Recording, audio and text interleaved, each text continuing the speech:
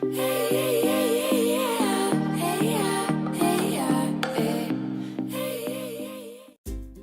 tout le monde, je reviens aujourd'hui dans une nouvelle vidéo qui va sûrement être la dernière avant que je parte, puisque je pars dans une semaine.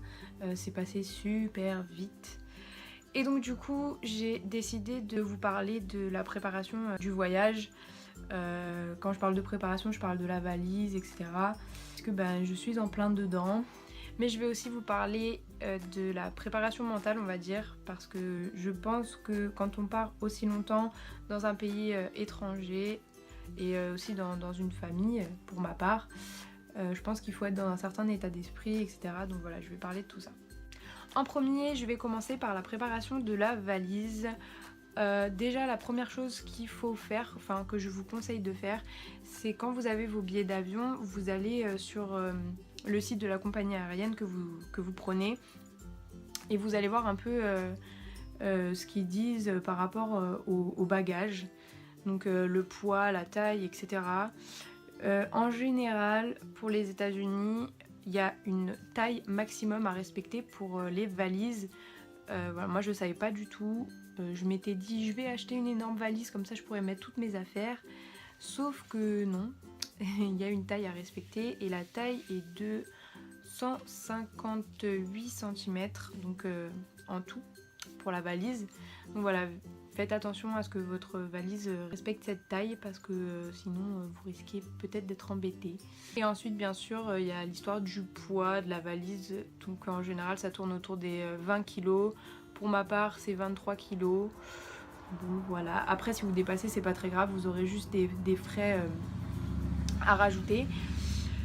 Donc en même temps quand on part 9 mois, bon voilà c'est compliqué de tout faire tenir dans sa valise. N'oubliez pas aussi que vous avez le droit à un bagage cabine. Moi personnellement j'en prends un parce que même si je le remplis pas en entier, au moins peut-être au retour si je peux caser des trucs dedans en plus, c'est pas mal. Et vous avez le droit à un sac à main ou un sac à dos. Donc moi je prends un sac à dos parce qu'on peut mettre plus de choses dedans, donc voilà, c'est plus pratique. Pour la préparation de la valise, il faut vraiment s'organiser parce que sinon vous risquez d'oublier des choses. Forcément quand on part 9 mois il faut penser à 1001 choses. Chacun a sa manière pour s'organiser. Moi personnellement j'ai acheté un carnet et dedans j'ai noté toutes les choses qu'il fallait que je fasse. Donc les choses qu'il fallait que j'achète, les choses qu'il faut que je mette dans ma valise. Dès que je pense à un truc je le note. Et au fur et à mesure que je fais les choses, je surligne, comme ça je sais que c'est bon, c'est réglé et je passe à autre chose. Pour ce qui est du contenu de votre valise, c'est dur à faire, surtout quand on est une fille, mais ne prenez pas toutes vos affaires. Ça, c'est malheureusement, c'est quelque chose qu'il faut faire, il faut trier, il faut prendre que les vêtements qu'on préfère. Malheureusement, de toute façon, toutes les affaires ne peuvent pas rentrer dans la valise. Donc voilà, on est obligé de faire du tri. Ensuite, pour les affaires qui sont volumineuses, moi j'ai un petit conseil à donner. J'ai de la chance parce que du coup comme je pars à un endroit où il fait chaud, j'ai pas trop de vêtements volumineux style pull, etc. Mais pour les personnes qui seraient amenées à partir dans un endroit où il fait plus frais, pensez aux sacs où vous pouvez, je sais pas du tout comment ça s'appelle, mais il y a des sacs où en fait vous pouvez aspirer l'air qu'il y a dedans et après ça fait un espèce de sac sous vide, ça aplatit complètement vos affaires et vous gagnez énormément de place et c'est vrai que c'est vachement pratique pour les pulls, les trucs un peu relous quoi, qui prennent de la place bêtement dans la valise. Donc pensez-y. Enfin la dernière petite chose que vous pouvez mettre dans votre valise, c'est un cadeau pour votre famille d'accueil parce que bon quand même c'est des gens qui nous connaissent pas. Voilà, on débarque chez eux comme ça en mode salut. Donc bon, je pense que c'est vraiment d'usage de leur offrir un petit quelque chose. Donc voilà, nous on a la chance de vivre dans un pays où il y a énormément de choses qu'on peut ramener. Surtout de la nourriture parce que moi personnellement comme je vais aux États-Unis, la nourriture française et la nourriture américaine ça n'a rien à voir, donc il y a plein de choses qu'on a chez nous et qu'ils n'ont pas chez eux. Donc moi à mon avis je vais miser sur la nourriture, surtout que j'ai eu ma famille et donc je vais être hébergée chez une femme qui habite dans un comté au sud de Los Angeles. Et j'ai vu qu'elle aimait beaucoup la France, donc à mon avis si elle aime la France, elle aime la nourriture française. Donc je vais miser là-dessus, j'espère que ça lui plaira. Et bon, on verra bien.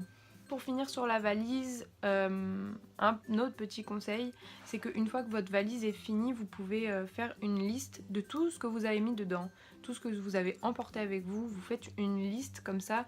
Quand vous repartez après votre séjour, vous pouvez vérifier que vous n'avez rien oublié. Parce que bon, je sais pas, ça serait bête d'oublier un beau t-shirt, je sais pas. Mais bon voilà, ça peut aider éventuellement pour ceux qui sont un peu tête en l'air comme moi.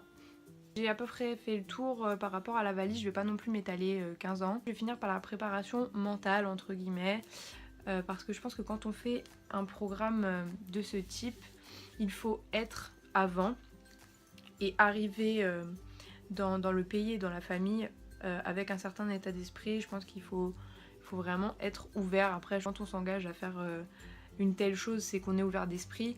Mais bon, il faut vraiment le garder en tête. Surtout que personnellement, y a plein de choses qui se passent dans ma tête en ce moment, là, avant de partir. Je pense à beaucoup de choses. J'ai même des petits coups de blues à certains moments. Je pense que je suis pas la seule. Il faut aussi ne pas avoir d'attente. Ça, c'est un truc qui, je pense, doit être supprimé de la tête. Si on a une attente et que on a vraiment une grosse déception après, ça nous blasse complètement. Et bon voilà, c'est quelque chose dont on peut se passer quand on part comme ça, loin de notre famille, loin de tout. En gros, il faut rester positif à chaque moment. Il faut se dire que c'est vraiment une aventure incroyable. C'est comme là par exemple avant de partir, je suis souvent en train de me dire je vais plus voir ma famille, je vais plus voir mes amis. Et puis des fois ça me rend triste parce que dans les moments où je suis avec eux, j'essaie de profiter, mais je me dis oh là là, mais qu'est-ce que je fais? Mais après je me dis c'est toi qui l'as voulu, tu vas vivre quelque chose d'incroyable. C'est un rêve que je vais réaliser aussi. Donc voilà, si vous aussi vous embarquez dans ce genre d'aventure, restez positif, c'est super important.